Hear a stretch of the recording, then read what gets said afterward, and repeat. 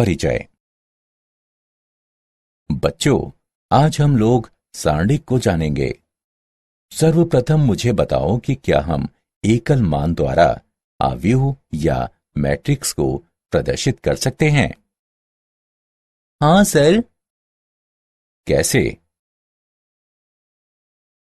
क्या किसी को नहीं पता? ठीक है, मैं तुम्हें बताता हूं। सारणिक की सहायता से एकल मान द्वारा आव्यूह या मैट्रिक्स को प्रदर्शित कर सकते हैं। तो आओ अपने इस अध्याय में हम सारणिक के बारे में विस्तार से चर्चा करें। उद्देश्य। इस पाठ के अंत में आप निम्न करने में सक्षम हो जाएंगे। एक आव्यूह का सारणिक निकालना, सारणिक के गुण धर्मों का उपयोग करते हुए उसे हल करना, सारणिक का उपयोग करते हुए त्रिभुज का क्षेत्रफल निकालना, आव्यूह का व्युत्क्रम निकालना, सारणिक और आव्यूह का उपयोग करके समीकरण निकाय को हल करना। सारणिक। यदि हम एक संख्या या फलन का प्रत्येक वर्ग अवयव के साथ संबंध कराते हैं, तब उस अवयव को अवयव का सारणिक कहते हैं। एक अवयव जो कि वर्ग नहीं है, सारणिक नहीं होता। माना कि a बराबर aij एक n कोटि का वर्ग अवयव है, तब a के सारणिक को निम्न प्रकार से निरूपित किया जाता है। माना कि a बराबर पंक्ति अनुसार प्रथम पंक्ति p q द्वितीय पंक्ति rs है, तब a का सारणिक को इस प्रकार लिखा जा सकता है। एक कोटि के अवयव का सारणिक। माना कि a बराबर a11 कोटि 1 का एक वर्ग अवयव है। अवयव a11 को a के सारणिक के मान के रूप में परिभाषित किया जाता है। a का सारणिक बराबर a11। उदाहरणार्थ, यदि a बराबर -5 है, तब a का सारणिक बराबर -5। द्वितीय कोटि के एक अवयव का सारणिक। माना कि a बराबर पंक्ति अनुसार प्रथम पंक्ति a b द्वितीय पंक्ति c t। सारणिक को इस प्रकार प्राप्त किया जाता है। नीले का मतलब धनात्मक प्लस AD, लाल का मतलब ऋणात्मक -BC। अतः a का सारणिक बराबर a गुणा d माइनस b गुणा c। 3x3 कोटि के एक अवयव का सारणिक। माना कि a बराबर पंक्ति अनुसार प्रथम पंक्ति a11 a12 a13, द्वितीय पंक्ति a21 a22 a23, तृतीय पंक्ति a31 a32 a33। प्रथम पंक्ति का उपयोग करके कोटि 3 के सारणिक का विस्तार निम्न प्रकार से किया जा सकता है। a11 plus a12 plus a13 जहां a11 बराबर निम्नलिखित है, a12 बराबर निम्नलिखित है और a13 बराबर निम्नलिखित है। हल करने के पश्चात हमें प्राप्त होता है a का सारणिक बराबर a11 गुणा a22 गुणा a33 माइनस a23 गुणा a32 माइनस a12। उदाहरण, अवयव a बराबर पंक्ति अनुसार प्रथम पंक्ति 2 5 द्वितीय पंक्ति 1 -3 का सारणिक ज्ञात कीजिए। हल। अवयव a बराबर पंक्ति अनुसार प्रथम पंक्ति a b द्वितीय पंक्ति c d के लिए a का सारणिक बराबर a d minus b c। दिए गए प्रश्न में अवयव a बराबर पंक्ति अनुसार प्रथम पंक्ति 2 5 द्वितीय पंक्ति 1 -3। अतः a बराबर 2, b बराबर 5, c बराबर 1, d बराबर -3। अतः ए का सारणिक बराबर 2 गुणा -3 -5 गुणा 1 बराबर -6 -5 बराबर -11। आव्यूह ए बराबर पंक्ति अनुसार प्रथम पंक्ति 3 0 -1, द्वितीय पंक्ति 2 -5 4, तृतीय पंक्ति -3 1 3 का सारणिक ज्ञात कीजिए। हल। आव्यूह ए बराबर पंक्ति अनुसार प्रथम पंक्ति A11 A12 A13, द्वितीय पंक्ति A21 A22 A23, तृतीय पंक्ति A31 A32 A33 के लिए ए का सारणिक बराबर A11 गुणा A22 गुणा A33 माइनस A23 गुणा A32 माइनस A12 गुणा A21 गुणा A33 माइनस A23 गुणा A31 प्लस A13 गुणा A21 गुणा A32 माइनस A22 गुणा A31। दिए गए प्रश्न में आव्यूह ए बराबर पंक्ति अनुसार प्रथम पंक्ति 3 0 -1, द्वितीय पंक्ति 2 -5 4, तृतीय पंक्ति -3 1 3। अतः ए का सारणिक बराबर 3 गुणा -5 गुणा 3 -4 गुणा 1 -0 गुणा 2 गुणा 3 -4 गुणा -3 प्लस -1 गुणा 2 गुणा 1 -5 गुणा -3 बराबर 3 गुणा -15 -4 -0 गुणा 6 + 12 प्लस -1 गुणा 2 -15 बराबर 3 गुणा -19 -0 गुणा 18 प्लस -1 गुणा -13 बराबर -57 प्लस 0 प्लस 13 बराबर -44। सारणिकों के गुणधर्म। गुणधर्म 1। सारणिक का मान अपरिवर्तित रहता है यदि उसकी पंक्तियों और स्तंभों को परस्पर परिवर्तित कर दिया जाए। गुणधर्म 2। यदि एक सारणी की कोई दो पंक्तियों या स्तंभों को परस्पर परिवर्तित कर दिया जाए तब सारणिक का चिन्ह परिवर्तित होता है। गुणधर्म 3। यदि एक सारणी की कोई दो पंक्तियां अथवा स्तंभ समान हैं तब सारणिक का मान 0 होता है। गुणधर्म 4। यदि एक सारणी की किसी एक पंक्ति अथवा स्तंभ के सभी अवयव का गुणा एक अचर राशि k से किया जाता है तब उस सारणी का गुणा k से हो जाता है। गुणधर्म 5। यदि एक सारणी की किसी पंक्ति अथवा स्तंभ के कुछ या सभी अवयव दो या अधिक पदों के योगफल के रूप में व्यक्त हों तब उस सारणी को दो या अधिक सारणिकों के योगफल के रूप में व्यक्त किया जा सकता है। गुणधर्म 6। यदि एक सारणी की किसी पंक्ति या स्तंभ के प्रत्येक अवयव में दूसरी पंक्ति या स्तंभ के संगत अवयवों के समान गुणजों को जोड़ दिया जाता है तो सारणी का मान वही रहता है। उदाहरण। सारणी के गुणधर्मों का उपयोग करते हुए निम्न का मूल्यांकन कीजिए। हल। हमें निम्नलिखित ज्ञात है। प्रथम स्तंभ से 7 को उभयनिष्ठ लेने पर स्तंभ 1 तथा 2 समान हैं, अतः सारणी का मान 0 है।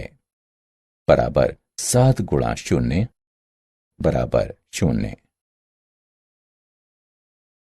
निम्नलिखित सारणिक का मान ज्ञात कीजिए। हल। माना कि डेल्टा निम्नलिखित के बराबर है। संक्रिया R1 approaches to R1 plus R2 plus R3 का उपयोग करके हमें प्राप्त होता है। प्रथम पंक्ति के सभी अवयव शून्य हो जाते हैं, इसलिए सारणी का मान शून्य है। त्रिभुज का क्षेत्रफल।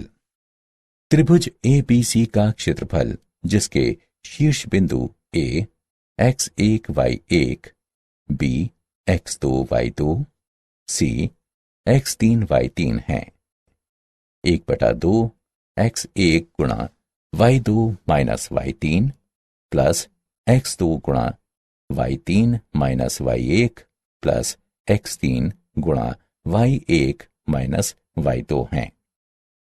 इसे निम्न प्रकार से एक सारणी के रूप में लिखा जा सकता है। स्मरणीय तथ्य। क्षेत्रफल हमेशा एक धनात्मक राशि होती है, इसलिए क्षेत्रफल के लिए हम हमेशा सारणी के निरपेक्ष मानों को लेते हैं। बिंदु A, B तथा C समरेखीय हैं। यदि त्रिभुज ABC का क्षेत्रफल शून्य हो।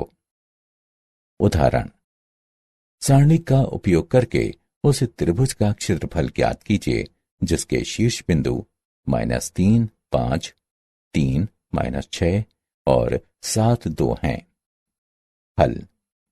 शीर्ष बिंदु -3, 5, 3, -6 और 7, 2 वाले त्रिभुज का क्षेत्रफल निम्न सारणी द्वारा दिया जाता है। अतः इसकी गणना करके हल करने पर हमें 46 प्राप्त होता है। वांछनीय त्रिभुज का क्षेत्रफल 46 वर्ग इकाई है। उपसारणिक और सहखंड। सारणी का उपसारणिक वो सारणिक है जो उसी पंक्ति और उसी स्तंभ में सभी अवयवों को हटाने के बाद बच जाता है। उदाहरणार्थ, निम्नलिखित सारणिक में A1 का उपसारणिक ये है। सहखंड। एक अवयव के सहखंड संगत उपसारणिक हैं जिनका -1 की घात m प्लस n से गुणा किया जाता है, जहां m और n पंक्तियों और स्तंभों की संख्या हैं जिनमें अवयव निहित होते हैं। उपरोक्त सारणिक में अवयवों A1, A2, A3, B1, B2, B3 इत्यादि, जिन्हें capital A1, capital A2, capital A3, capital B1, capital B2, capital B3 इत्यादि के रूप में प्रदर्शित किया जाता है, के सहखंड के एकांतर रूप से संगत उपसारणिक हैं जिनका +1 तथा -1 से गुणा किया जाता है। उदाहरण, निम्न में अवयव के सभी उपसारणिक और सहखंड ज्ञात कीजिए। हल। माना कि A11 बराबर 4, A12 बराबर 3, A13 बराबर 1, A21 बराबर 1, A22 बराबर 3, A23 बराबर 2, A31 बराबर 2, A32 बराबर 1, A33 बराबर 5। कैपिटल M11 बराबर A11 का उपसारणिक बराबर है निम्न के, जो बराबर है 15 घटा 2, जो कि बराबर है 13 के। कैपिटल M12 बराबर A12 का उपसारणिक बराबर है निम्न के, जो बराबर है 5 घटा 4, जो कि बराबर है 1 के। कैपिटल M13 बराबर A13 का उपसारणिक बराबर है निम्न के, जो बराबर है 1 घटा 6, जो कि बराबर है -5 के। कैपिटल M21 बराबर A21 का उपसारणिक बराबर है निम्न के, जो बराबर है 15 घटा 1 के, जो कि बराबर है 14 के। कैपिटल M22 बराबर A22 का उपसारणिक बराबर है निम्न के, जो बराबर है 20 घटा 2, जो कि बराबर है 18 के। कैपिटल M23 बराबर A23 का उपसारणिक बराबर है निम्न के, जो बराबर है 4 घटा 6, जो कि बराबर है घटा 2 के।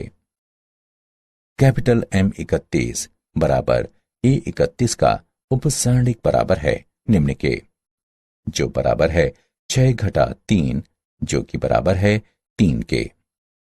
कैपिटल M 32 बराबर A 32 का उपसारणिक बराबर है निम्न के, जो बराबर है 8 घटा 1, जो कि बराबर है 7 के।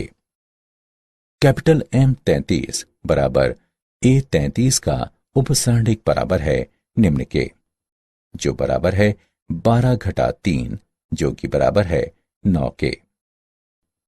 सहखंड निम्नलिखित है।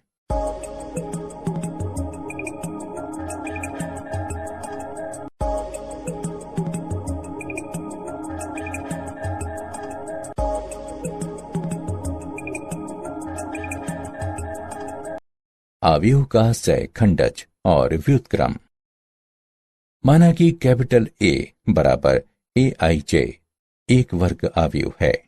कैपिटल A के सहखंडज को अवयव कैपिटल AIJ के परिवर्त के रूप में परिभाषित किया जाता है, जहां सारणिक कैपिटल A में कैपिटल AIJ अवयव AIJ का सहखंड है। इसे कैपिटल A के सहखंडज के रूप में निरूपित किया जाता है। इस प्रकार कैपिटल A का सहखंडज बराबर कैपिटल AIJ के सहखंडों के अवयव का परिवर्त है। अव्युत्क्रमणीय अवयव। माना कि कैपिटल A एक वर्ग अवयव है। अवयव A अव्युत्क्रमणीय अवयव कहलाता है यदि A का सारणिक बराबर 0 है। यदि A का सारणिक 0 के बराबर नहीं है, तब अवयव को व्युत्क्रमणीय कहा जाता है। उदाहरण, A का सहखंडज ज्ञात कीजिए, जहां A बराबर पंक्ति अनुसार प्रथम पंक्ति 1 2, द्वितीय पंक्ति 3 4 है। हल। दिया गया अवयव निम्न है। अवयव A के सहखंड हैं। A11 बराबर 4, A12 बराबर -3, A21 बराबर -2, A22 बराबर 1। अतएव A के सहखंडज बराबर पंक्ति अनुसार प्रथम पंक्ति 4 -2, द्वितीय पंक्ति -3 1 है। एक अवयव का सहखंडज और व्युत्क्रम। प्रमेय 1। यदि कैपिटल A कोई वर्ग अवयव है, तब कैपिटल A गुणा कैपिटल A का सहखंडज बराबर कैपिटल A का सहखंडज गुणा कैपिटल A बराबर कैपिटल A सारणी गुणा I, जहां I तत्समक अवयव है। प्रमेय 2। यदि A और B समान कोटि के व्युत्क्रमणीय अवयव हैं, तब AB तथा BA भी समान कोटि के व्युत्क्रमणीय अवयव होंगे। प्रमेय 3। अवयवों के गुणन का सारणिक उनके संबंधित सारणिकों के गुणन के बराबर होता है, अर्थात कैपिटल AB का सारणिक बराबर कैपिटल A का सारणिक गुणा B का सारणिक, जहां कैपिटल A और कैपिटल B समान कोटि के दो वर्ग अवयव हैं। प्रमेय 4। एक वर्ग अवयव A के व्युत्क्रम का अस्तित्व है यदि और केवल यदि A एक व्युत्क्रमणीय अवयव हो। A का व्युत्क्रम बराबर 1/A का सारणी गुणा A का सहखंडज। उदाहरण, A बराबर पंक्ति अनुसार प्रथम पंक्ति 2 5, द्वितीय पंक्ति -3 1 का व्युत्क्रम ज्ञात कीजिए। हल। दिया गया अवयव निम्न है। कैपिटल A का सारणिक बराबर 2 -5 गुणा -3 बराबर 17, जो कि 0 के बराबर नहीं है। अतः कैपिटल A का व्युत्क्रम अस्तित्व में है। अवयव के सहखंड हैं कैपिटल A11 बराबर 1, कैपिटल A12 बराबर -3, कैपिटल A21 बराबर -5 कैपिटल ए 22 बराबर 2। अतएव कैपिटल ए का सहखंडज बराबर पंक्ति अनुसार प्रथम पंक्ति 1 -5, द्वितीय पंक्ति 3 2 तथा कैपिटल ए का व्युत्क्रम बराबर 1/17 गुणा आव्यूह पंक्ति अनुसार प्रथम पंक्ति 1 -5, द्वितीय पंक्ति 3 2 है। सारणिकों और आव्यूहों के अनुप्रयोग। संगत निकाय। निकाय संगत कहलाता है यदि इसके हलों का अस्तित्व होता है। असंगत निकाय। निकाय असंगत कहलाता है यदि इसके किसी भी हलों का अस्तित्व नहीं होता है। संगतता का मापदंड। एक दिए गए निकाय के लिए कैपिटल ए एक्स बराबर कैपिटल बी। कैपिटल एक्स बराबर रैखिक समीकरण का कैपिटल ए व्युत्क्रम गुणा कैपिटल बी, जहां कैपिटल ए एक वर्ग आव्यूह है। संगतता और असंगतता के लिए हमारे पास निम्नलिखित मापदंड हैं। 1. यदि सारणिक ए 0 के बराबर नहीं है तब निकाय संगत है तथा इसका हल अद्वितीय है। 2. यदि सारणिक ए बराबर 0 है एवं ए गुणा बी का सहखंडज बराबर 0 है तब निकाय संगत है तथा इसके अनंत हल हैं। 3. यदि सारणिक ए बराबर 0 है एवं ए गुणा बी का सहखंडज 0 के बराबर नहीं है तब निकाय संगत है तथा इसका कोई हल नहीं है। उदाहरण। निकाय समीकरण को हल करने के लिए आव्यूह विधि का उपयोग कीजिए। x + 2y = 4, 2x + 5y = 9। हल दिया है x + 2y = 4, 2x + 5y = 9। निकाय समीकरण को कैपिटल ए एक्स बराबर कैपिटल बी के रूप में लिखा जा सकता है, जहां कैपिटल ए बराबर पंक्ति अनुसार प्रथम पंक्ति 1 2, द्वितीय पंक्ति 2 5। कैपिटल एक्स बराबर पंक्ति अनुसार प्रथम पंक्ति x, द्वितीय पंक्ति y। कैपिटल बी बराबर पंक्ति अनुसार प्रथम पंक्ति 4, द्वितीय पंक्ति 9। कैपिटल ए का सारणिक बराबर 5, -4 बराबर 1, 0 के बराबर नहीं है। इस प्रकार कैपिटल ए व्युत्क्रमणीय है एवं इसलिए इसका प्रतिलोम अस्तित्व में है। पंक्ति अनुसार आव्यूह कैपिटल ए का सहखंडज है। प्रथम पंक्ति 5 -2, द्वितीय पंक्ति -2 1। कैपिटल ए का व्युत्क्रम बराबर 1 गुणा आव्यूह कैपिटल ए पंक्ति अनुसार प्रथम पंक्ति 5 -2, द्वितीय पंक्ति -2 1। हमें ज्ञात है कि ए एक्स बराबर है बी के। एक्स बराबर है कैपिटल ए का व्युत्क्रम गुणा बी के। कैपिटल एक्स का मान रखने पर कैपिटल ए का व्युत्क्रम तथा कैपिटल बी आव्यूह एक्स पंक्ति अनुसार प्रथम पंक्ति x, द्वितीय पंक्ति y बराबर आव्यूह कैपिटल ए पंक्ति अनुसार प्रथम पंक्ति 5 -2, द्वितीय पंक्ति -2 1 गुणा आव्यूह बी पंक्ति अनुसार प्रथम पंक्ति 4, द्वितीय पंक्ति 9 बराबर आव्यूह पंक्ति अनुसार प्रथम पंक्ति 2, द्वितीय पंक्ति 1। इस प्रकार x बराबर 2, y बराबर 1 है। क्या आप जानते हैं जापानी गणितज्ञ टाकाकाजु सेकिकोवा ने सारणिक और उसके प्रसार को विकसित किया। लाप्लास ने सारणिकों के प्रसार करने की व्यापक विधि दी। सारांश। आइए हमने जो कुछ सीखा है उसे संक्षेप में दोहराएं।